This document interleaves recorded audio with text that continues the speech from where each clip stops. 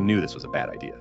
For the last hour and a half, I've been crawling behind my boyfriend through narrow, dark, muddy tunnels, and from the tone of his voice, I can tell he doesn't know where we're going. It seemed like a fun way to spend an afternoon, exploring the shallow cave system that runs underneath his family's farm. He guided me with such confidence that I was swept up in the action. As our headlamps have started to grow dimmer and the wet mud seeps through our overalls, I'm starting to hear hints of unease in his voice. Just one more corner, he says, and we'll be back at the entrance. But the next corner doesn't take us to the entrance, nor the one after that.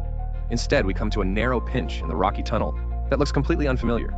From Jay's sharp intake of air, I can tell that he is as surprised as I am. He only falters for a second, though, before getting down onto his belly and shimmying through the gap. "Jay!" I protest weakly, but before I know it, he is halfway through. Soon only his feet can be seen as he pulls himself, grunting between the rocks.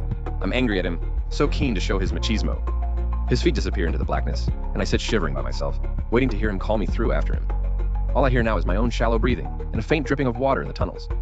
The gap in the rocks in front of me seems to grow narrower the longer I stare at it. A whole minute passes. I count the seconds in my head, and still no word from the other side.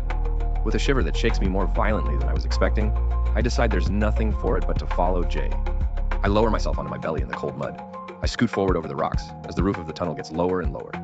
After a few meters, it's so narrow that I have to turn my head on its side to avoid scraping it. I can feel the roof on my shoulders now and the floor pushing into my chest.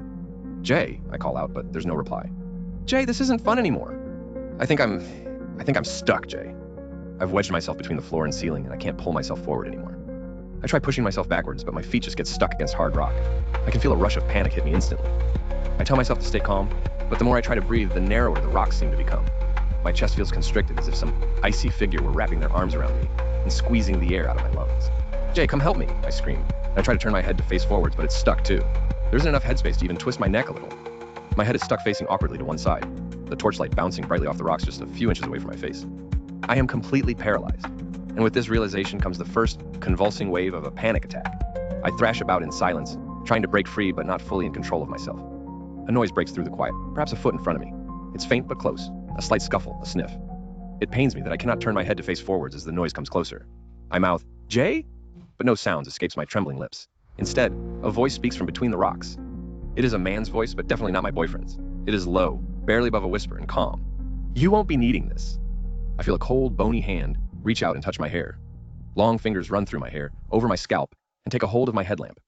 I whimper a barely audible, "No, no." But the icy hand is already retreating. Helplessly, I feel the headlamp slide away from me. With all my force, I jerk my head forwards, scraping my chin and scalp badly against the roof and ceiling of the gap. I see the just lamp shining back at me. Whoever's holding it is obscured by the orange glare, which gets slowly smaller as the lamp is dragged away. I count 10, maybe 15 seconds before the light disappears altogether behind the rocks. Blackness swallows me. I lie